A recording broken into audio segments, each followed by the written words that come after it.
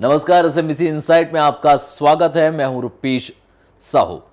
निश्चित तौर पर जिस तरह से बीजेपी ने 4 राज्यों में बढ़त बनाई है, 3 राज्यों में स्पष्ट रूप से उनकी सरकार बन चुकी है। दिल्ली में पेंच अभी भी फंसा हुआ है। आपने जिस तरह से यहां पर प्रदर्शन किया है उसको लेकर सारे लोग चकित हैं और शंका में भी है कि आखिर अब दिल्ली में क्या होगा। हमारे साथ बातचीत करने के लिए मौजूद है हमारे सहयोगी नकुल चतुर्वेदी। नकुल, तो निश्चित तौर पर देखा जाए तो 3 राज्यों में तो बीजेपी ने स्पष्ट बहुमत हासिल किया है और 2 में तो ताबड़तोड़ तरीके से उन्हें बहुमत मिला है, लेकिन दिल्ली में आकर पेच फंस गया है। देखा जाए तो अभी तीनों ही पार्टियां धरातल में पहुंच गई है। कांग्रेस तो आपने अच्छा परफॉर्मेंस दिया है, लेकिन बीजेपी की हालत खस्ता है। 32 सीटें लेकर भी उस सरकार बनाने की स्थिति में नहीं है। बिल्कुल, कहीं ना कहीं यहाँ पर रुपेश जो लड़ाई है यहाँ पर सिर्फ 4 नंबर की है, क्योंकि जो 4 नंबर है वो बहुमत से दूर है। यहाँ पर बीजेपी सिर्फ 4 नंबर चाहिए यहाँ पर सरकार बनाने के लिए। और यहाँ पर हर्षवर्धन और बीजेपी ने साफ तौर पर कह दिया है कि यहाँ पर वो दावेदारी पेश नहीं कर रहे हैं, विपक्ष में बैठने के लिए तैयार हैं। वहीं अगर केजरीवाल की बात करें तो केजरीवाल भी यहाँ पर पीछे बैकफुट पर है। उन्होंने भी कह दिया कि हम लोग विपक्ष में बैठेंगे। तो ऐसे में बड़ा सवाल रुपेश यहाँ पर यह उठता है कि दिल्ली क्या बिना सरकार के रहेगी या फिर दिल्ली में फिर से चुनाव होंगे। नकुल, देखा जाए तो चौका तो लगा दिया है बीजेपी ने, पर 4 रन से तो भी उसके कम पड़ गए। निश्चित तौर पर जो 4 रन की कमी थी, आप पार्टी ने कुल मिला के ये कह दिया जाए कि वो जावेद मियां का छक्का याद आता है जो आखिरी गेंद पर मारा था उन्होंने, और आप पार्टी ने कुछ ऐसी स्थिति लाकर खड़ी कर दी। बिल्कुल, कहीं ना कहीं यहाँ पर जिस तरीके से बीजेपी का चौका लगा है, उस चौके के बीच में यहाँ पर एक कैच पकड़ा गया है, उस बॉल को रोका गया है चौका लगने से।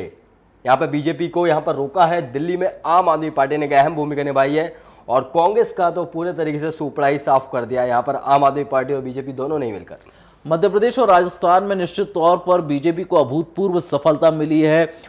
छत्तीसगढ़ की यदि बात की जाए तो छत्तीसगढ़ में कांटे का मुकाबला था, लेकिन बीजेपी ने सरकार बना दी है। लेकिन दिल्ली की यदि बात की जाए तो यहां पर आम आदमी पार्टी ने कमाल कर दिया है। यदि आम आदमी पार्टी को हम थोड़ा विस्तार से जानें तो जिस तरह से अन्ना हजारे के साथ अरविंद केजरीवाल ने एक आंदोलन की शुरुआत की थी, उन्हें चुनौती दी गई थी कांग्रेस की तरफ से कि आइए राजनीति में कुछ कर दिखाइए, इसके बाद अपनी मांगों को रखिए। एक चुनौती को स्वीकार किया अरविंद केजरीवाल ने और किस तरह से अब देश में जो देश की राजधानी है उसकी दिशा और दशा दोनों को बदल कर रख दी है। देखिए हमारी आम आदमी पार्टी पर आधारित यह विशेष रिपोर्ट।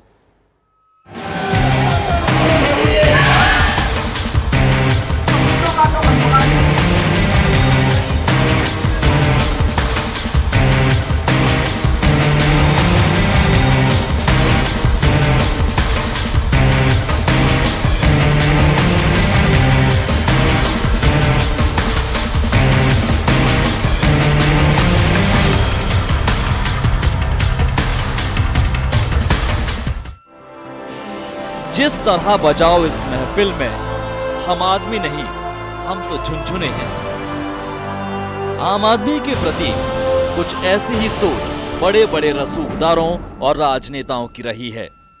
चलिए आपको थोड़ा फ्लैशबैक में लिए चलते हैं, जबकि अन्ना हजारे और उनकी टीम निस्वार्थ भाव से देश में भ्रष्टाचार खत्म करने के लिए लड़ाई लड़ रही थी।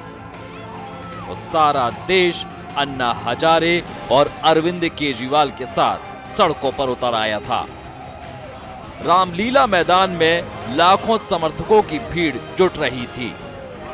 अन्ना हजारे, अरविंद केजरीवाल और तमाम समर्थक अनशन कर रहे थे, पर जिनके हाथों में सत्ता की बागडोर थी वो यही मान रहे थे कि ये झुनझुने कुछ दिन खुनखुनाएंगे और फिर शांत पड़ जाएंगे। इस बीच अन्ना हजारे के स्वास्थ्य खराब होने के बाद अरविंद केजरीवाल ने अनशन की बागडोर संभाली। कई आंदोलन किए, पर दिल्ली के सत्ताधीशों के कानों में जूं तक नहीं रेंगी। बीच बीच में ये बयान जरूर आए कि ऐसे आंदोलनों से कुछ हासिल नहीं होगा, जबकि केजरीवाल और उनके आंदोलनों को समर्थन बढ़ता चला जा रहा था। इसके बाद कांग्रेस ने वो चाल चली जो उन्होंने अंग्रेजों से सीखी थी। चुनौती दी अरविंद केजरीवाल को कि राजनीति में आए और फिर संवैधानिक तरीके से अपनी मांगे मनवाएं। लगातार अनशन से अपना स्वास्थ्य खो चुके अरविंद केजरीवाल ने मानसिक रूप से अपने आप को दृढ़ किया और अन्ना हजारे से अलग अपना वजूद तलाशा। एक आम आदमी अचानक से अनशन से उठ खड़ा हुआ। उसने चुनौती को स्वीकारा और तमाम अपने ही लोगों के विरोधों के बावजूद राजनीतिक पार्टी आप का गठन किया। दिल्ली के विधानसभा चुनाव में आपने सभी 70 सीटों पर अपने उम्मीदवार उतारे। अभी भी बड़ी पार्टियों के बड़े नेताओं की यही सोच थी कि आम आदमी है, अपनी सीट तक नहीं बचा पाएगा। पर वक्त गुजरा, धीरे धीरे आम आदमी पार्टी की हैसियत का अंदाजा राजनेताओं को भी हो गया। निर्णायक घड़ी भी आ गई और जब परिणाम सामने आए तो कांग्रेस के पैरों के तले से जमीन निकल गई। एक आम आदमी ने 15 वर्षों से दिल्ली की सत्ता पर काबिज शीला दीक्षित को एक झटके में उखाड़ फेंका। न केवल अरविंद केजरीवाल ने बल्कि आप पार्टी के 27 उम्मीदवारों ने जीत का डंका बजा दिया। अब दिल्ली की सत्ता आप पर आकर ठहर गई है और आपने भी स्पष्ट कर दिया है कि वो जनता के साथ धोखा नहीं करेगी। वो न समर्थन देगी और न ही समर्थन लेगी। हम बिल्कुल एक कंस्ट्रक्टिव विपक्ष की भूमिका निभाने के लिए तैयार हैं। अगर कांग्रेस बिना शर्त समर्थन देती है तो क्या आप लेने के लिए तैयार हैं? हम किसी से समर्थन ना लेंगे।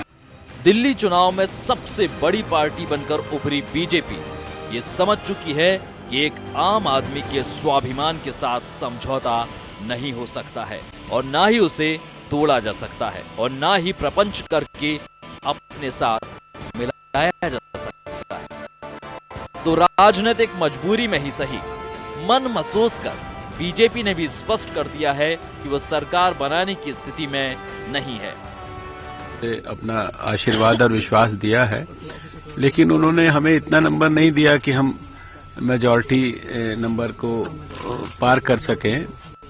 इसलिए स्वाभाविक है कि हम सरकार बनाने की पहल नहीं कर सकते हैं और हम किसी भी प्रकार की तोड़ फोड़ की या दूसरी पार्टियों को डिस्टर्ब करने की राजनीति में कतई विश्वास नहीं करते हैं। इसलिए अब हमारे कोर्ट में तो बॉल है नहीं। सत्ता से बेदखल हो चुकी कांग्रेस अभी भी हार मानने के लिए तैयार नहीं है।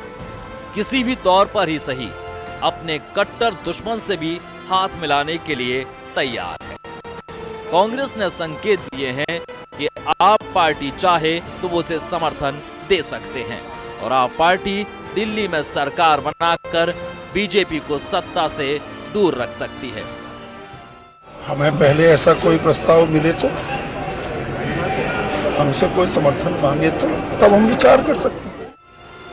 जिस उद्देश्य से आम आदमी पार्टी का उदय हुआ था, फिलहाल उन उद्देश्यों की पूर्ति नहीं हो पा रही है।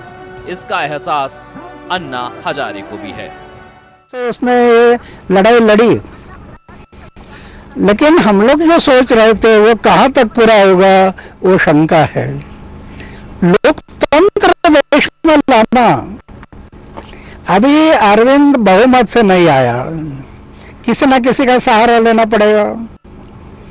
तो लोकतंत्र के लिए लोगों ने लोक सहभाग से चला हुआ तंत्र वो कैसे आएगा?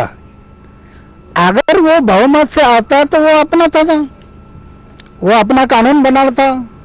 जैसे उसने अरविंद ने बताया था कि हम जन लोकपाल लाएंगे। जन लोकपाल विधानसभा में नहीं आता, लोकसभा में आता, लेकिन अच्छा लोक आयुक्त तो लाएंगे। तो अभी जो अच्छा लोक आयुक्त तो लाना, किसी के साथ जुड़ने के बाद अच्छा लोक आयुक्त। दिल्ली की सत्ता में तूफान लाने वाले केजरीवाल ने तमाम राजनीतिक पंडितों को सोचने पर मजबूर कर दिया है कि अब दिल्ली का क्या होगा और राजनीति के धुरंधरों को अब यह समझ में नहीं आ रहा कि लोकसभा चुनाव के लिए किस तरह इस पार्टी को दूर रखा जाए। यदि फिर चुनाव होते हैं तो निश्चित ही आपकी ताकत और बढ़ेगी। तब कांग्रेस हो या बीजेपी, उसकी चाहत यही है कि आपको साथ मिलाकर सत्ता की कालिख में रंग लिया जाए। अब आने वाली घड़ी इम्तिहान की घड़ी है और निर्णायक भी। इस मोड़ पर केजरीवाल का अगला कदम क्या होता है, उसके पदचापों की आहट का इंतजार आम आदमी को भी है। Political desk SMBC insight. तो निश्चित तौर पर आम आदमी पार्टी ने एक इतिहास रच दिया है और भारत के इतिहास में ऐसा पहली बार हुआ है जब 1 साल पुरानी किसी पार्टी ने जनता का इतना भारी समर्थन हासिल किया है। नकुल, निश्चित तौर पर 3 राज्यों में तो स्थिति बेहद स्पष्ट हो चुकी है। बीजेपी यहां पर सरकार बना चुकी है, लेकिन दिल्ली की जो स्थिति है वो इस तरह की त्रिशंकु स्थिति निर्मित हो गई है कि अब अगला कदम क्या होगा तीनों पार्टियों को नहीं पता। बिल्कुल, कहीं ना कहीं यहाँ पर एक बड़ी मुसीबत आन खड़ी है दिल्ली में सरकार बनाने को लेकर, क्योंकि यहाँ पर बीजेपी के पास भी बहुमत नहीं है, आम आदमी पार्टी के पास भी बहुमत नहीं है और कांग्रेस तो धड़ाम से यहाँ पर गिरी है रुपेश। मगर यहाँ पर सवाल ये उठता है कि यहाँ पर सरकार तो बनानी होगी, क्योंकि अगर 6 महीने बाद अगर आप सरकार का दोबारा चुनाव कराते हैं, 6 महीने बाद दोबारा चुनाव होते हैं, मतलब लोकसभा चुनाव के साथ वहाँ पर चुनाव होंगे, विधानसभा चुनाव, तो वहाँ पर इसका नुकसान कहीं ओवर कॉन्फिडेंस आपको ना ले जाए। हो सकता है कि कहीं ना कहीं वहां पर जो बीजेपी में खामियां रहीं, जो सीटें कम आई, फिलहाल सबसे पहली पार्टी यहां पर बड़ी पार्टी बनकर उभरी है, मगर 6 महीने बाद कहीं ना कहीं यहां पर पलटवार हुआ और जो आपकी 27 से 28 सीटें हैं वो कम हो गई, तो यहां पर इसका नुकसान आपको यहां पर उठाना पड़ सकता है। और अगर समर्थन की बात की जाए तो यहां पर बीजेपी और आम आदमी पार्टी दोनों आपसी सहमत बनाकर, गठबंधन बनाकर, जो उनके फंडे हैं, फंडामेंटल है, जो उनका एजेंडा है दिल्ली सरकार चलाने का, उन सबको मिल बांट कर और बैठकर सारी योजनाएं बनाकर एक सरकार अच्छी बना सकते हैं अगर चाहें तो। नकुल, देखा जाए तो आम आदमी पार्टी ने ये बात साफ कही है कि वो मुद्दों को लेकर लड़ रहे हैं, सत्ता का सुख भोगना वो नहीं चाहते हैं। उन्होंने कभी, उनकी चाहत ये नहीं रही कि वो सत्ता का सुख भोगें।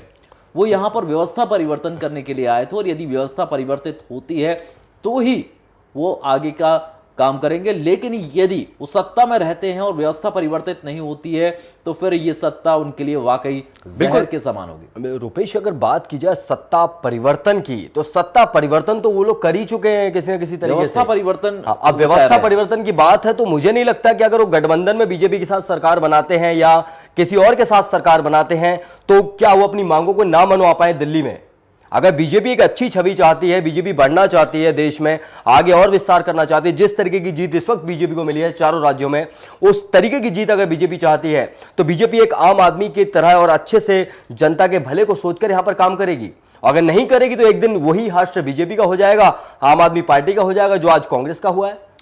नकुल, एक सबसे बड़ी बात यह है कि जो आम आदमी पार्टी का गठन हुआ है वो देश से भ्रष्टाचार खत्म करने के लिए उनका गठन हुआ है। इसके पहले निश्चित तौर पर नहीं, आम आदमी पार्टी, नकुल, ये बात कह चुकी है कि चाहे कांग्रेस हो या बीजेपी है, तो दोनों ही पार्टियों में तमाम जो भ्रष्टाचारी बने बैठे हैं और उनको टिकट दी जा रही है, उनका ये पहले से ही ये कहना था कि क्यों ऐसे लोगों को टिकट दे रहे हैं जो भ्रष्टाचार में लिप्त हैं। यदि मध्य प्रदेश के चुनाव की हम चर्चा करें, 4 राज्यों के हम चुनाव की चर्चा कर रहे हैं, तो 13 मंत्री पर लोकायुक्त की जांच चल रही थी, लेकिन 13 को फिर उम्मीदवार बनाया गया। हालांकि उसमें से 7 लोग फिर चुनाव हार गए। रुपेश, यहाँ पर एक बात बताना चाहूंगा, अब जिस तरीके की बात कर रहे थे अरविंद केजरीवाल लगातार के दागियों को हम टिकट नहीं देंगे या फिर जिनके ऊपर पुलिस में केस कहते हैं चिंतनीय है तो हम उन्हें टिकट नहीं देंगे, तो यहाँ पर आपको बता दूंगा 4-5 जो उम्मीदवार हैं उसमें अरविंद केजरीवाल भी शामिल हैं, जिनके ऊपर केस चल रहे हैं, जिनके ऊपर दायर है केस। तो वहां पर ये सवाल ये नहीं उठता कि आप दागियों को टिकट नहीं दें, दागियों को सत्ता में ना लाएं, दागियों को अपनी पार्टी के साथ ना जोड़ें। यहां पर सवाल ये उठता है कि अगर आप सत्ता में आए हैं, आपको सरकार मिली है, तो आगे बढ़कर आपको राज्य के लिए, देश के लिए अच्छे से काम करना है, मिलकर काम करना है। और अगर आप 2 गठबंधन मिलकर एक अच्छी सरकार चला सकते हैं तो उसमें कोई बुरा नहीं है, क्योंकि यूपीए सरकार भी गठबंधन में ही चल रही है, 2 बार से चल रही है लगातार।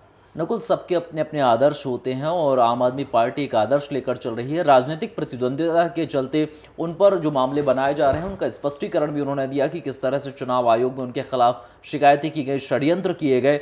लेकिन आम आदमी पार्टी जो अपना विचार लेकर आ रही है। हालांकि ये बात मानी जा सकती है कि जब राजनीति में लोगों की भलाई की बात होती है कि जिस तरह से यहां पर लोगों ने अपना मत प्रकट कर दिया है और ये मत त्रिशंकु के रूप में आया है। अब ये देखना ज़्यादा ज़रूरी होगा कि वास्तव में ये तीनों पार्टियां किस तरह से जनता का जो मत है उसके अनुसार उसको मैनेज करती हैं। लेकिन आम आदमी पार्टी ने जो अपने तमाम उनके विचार थे, उन्होंने सिद्धांत थे, उन्होंने पहले ही स्पष्ट कर दिए थे कि उन्होंने ये जैसे ही सीटों की घोषणा हुई उन्होंने साफ कहा कि हम विपक्ष में बैठने के लिए तैयार हैं, हम अपोजिशन में बैठने के लिए तैयार हैं। तो कहीं ना कहीं उनके स्पष्ट संकेत हैं कि वो सत्ता का सुख नहीं भोगना चाहते। नहीं, यहां पर रुपेश एक बात कहना चाहूंगा मैं कि हम विपक्ष में बैठने के लिए तैयार हैं, क्योंकि बहुमत नहीं मिला इसलिए विपक्ष में तो बैठेंगे ही आप। गठबंधन की तो बात ही नहीं, सत्ता का सुख, सत्ता के सुख के लिए तो राजनीति में आए थे रुपेश। और सत्ता के सुख के लिए अगर सत्ता के सुख की बात की जाए या भ्रष्टाचार हटाने की बात की जाए या महंगाई हटाने की बात की जाए या कुशासन हटाने की बात की जाए, तो इस सब के लिए अगर वो सत्ता में आए थे, राजनीति में आए थे, 70 उम्मीदवार उन्होंने उतारे और उसके बाद अब वो बोलते विपक्ष में बैठने को तैयार है, तो ऐसी कैसी वो राजनीति यहां बदलने आए हैं? देखिए नकुल, समझने वाली बात यह है कि जो सकारात्मक राजनीति होती है, विपक्ष यदि चाहे तो निश्चित तौर पर राजनीति की दिशा को मोड़ सकता है। जिस तरह का उन्होंने राजनीति से बाहर रहकर आंदोलन खड़े करके एक बार देश की जनता को वो जगा चुके हैं, एक देश की जनता में बदलाव ला चुके हैं, क्या आपको लगता है कि अपोजिशन में बैठने के बाद वो सत्ता पक्ष को या सरकार को वो सारे काम करने देंगे जिनकी वो हमेशा से खिलाफत करते रहे? जबकि विपक्ष इतना मजबूत प्रतिद्वंदी सामने बैठा है तो किसी भी सत्ता पक्ष की ये हिम्मत नहीं होगी कि वो इस तरह का भ्रष्टाचार कर सके। बिल्कुल, कहीं ना कहीं इसीलिए तो रुपेश मैं यही कहना चाह रहा हूं कि यहां पर आम आदमी पार्टी और बीजेपी को मिलकर सरकार बनानी चाहिए, क्योंकि उनके पास है बहुमत। जिस तरीके से आपने मजबूत विपक्ष की बात की यहां पर, तो मजबूत विपक्ष उनके सामने बैठा है, बीजेपी हो चाहे आम आदमी पार्टी हो। सरकार अगर ये दोनों मिलकर बना लेती हैं, गठबंधन हो जाता है इन दोनों का और अच्छे से कार्य प्रणाली इनकी बनती है, क्योंकि आने वाले समय में लोकसभा चुनाव भी है, तो कहीं ना कहीं ये अगर मिलकर यहां पर सरकार बनाते हैं तो दिल्ली को मुझे लगता है एक अच्छी सरकार मिल जाएगी। और अगर दोनों की जो अंडरस्टैंडिंग है मैच कर जाती है और काम करने की अंडरस्टैंडिंग मैच कर जाती है, तो उन्होंने अपना स्पष्ट संकेत दे दिया है कि वो दोनों ही पार्टी को भ्रष्ट मानते हैं और केवल इसी के नाम पर वो जीते हैं। लोगों के बीच जाकर जब उन्होंने ये बात समझाई है कि कांग्रेस और बीजेपी दोनों ही भ्रष्ट है, अब यहां पर पशुपेश की स्थिति में है अरविंद केजरीवाल और आम आदमी पार्टी कि वो किसी का भी हाथ यदि थामते हैं तो यही पार्टियां, यदि वो बीजेपी का हाथ थामते हैं तो कांग्रेस ही कहेंगे कि कहां गए आपके आदर्श, आप जिन आदर्शों की दुहाई देते थे वो आदर्श कहां गए। तो एक तरह से उनको डर भी है कि यदि मान लीजिए वो एक सही तरीके से सत्ता चलाना चाहते हैं, लोगों का समर्थन जिस तरह से मिला है उस अनुसार भी करेंगे, तो कांग्रेस जिस तरह की घात पार्टी है वो जानते हैं इस बात को कि ये मुद्दा वो जाने नहीं देंगे। बिल्कुल, कहीं ना कहीं इसी असमंजस में तो फंसे हुए हैं केजरीवाल के। वो पहले जब आए लगातार अन्ना के आंदोलन के बाद लगातार उन्होंने बीजेपी और कांग्रेस के खुलासे किए और खुलकर लगातार विरोध किया, अनेकों भ्रष्टाचारों का खुलासा किया, अनेकों बातें लिखी गई, यानी बहुत सारे काम किए उन्होंने। और अब अगर वो जुड़ते हैं तो कहीं ना कहीं एक उनकी जो इज्जत है उस पर एक धब्बा सा बनेगा, उन्हें कहीं ना कहीं अटैक करने का विपक्षियों को यहाँ पर मौका मिल जाएगा। मगर यहाँ पर बड़ी चीज यहाँ पर आम आदमी पार्टी को ये समझनी चाहिए कि या दोबारा चुनाव हो तो 6 महीने तक राष्ट्रपति शासन लगेगा दिल्ली में, राजधानी में, और दोबारा चुनाव में यह भी साफ नहीं हो सकता क्या आप पार्टी ज्यादा बहुमत ले आएगी, क्या बीजेपी ज्यादा बहुमत ले आएगी। यहां पर फिर स्थिति त्रिशंकु की बन सकती है। बिल्कुल, यहां पर बीजेपी ने भी साफ तौर पर यह बोल दिया कि हम विपक्ष में बैठने को तैयार हैं, कोई गठबंधन की अगर हमारे पास पेशकश आएगी तो हम करेंगे। तो ऐसे में बड़ा सवाल यही बन गया देश के लिए, क्या देश की राजधानी बिना सरकार के रहेगी? बिल्कुल नकुल, ये एक लंबी बहस है, लेकिन फैसला करना है तीनों ही पार्टियों को और ख़ास तौर पर 2 बड़ी पार्टियों को, जहां आम आदमी पार्टी और बीजेपी दोनों ही ये बात कह चुके हैं कि वो इस समय सरकार बनाने की स्थिति में नहीं है। लगातार दिल्ली की राजनीति गर्माती चली जा रही है। अब तक किसी भी पार्टी ने दावा पेश नहीं किया है, अलबत्ता पार्टियां बच रही हैं कि सरकार न बनानी पड़े, वो विपक्ष में बैठने के लिए तैयार हैं और आम आदमी पार्टी पर यानी आप पर सारा दारोमदार है। अब देखना यह होगा कि आने वाले दिनों में राजनीति किस करवट बैठती है। हमारे खास कार्यक्रम में फिलहाल इतना ही। SMBC इनसाइट पर खबरें लगातार जारी हैं। नमस्कार।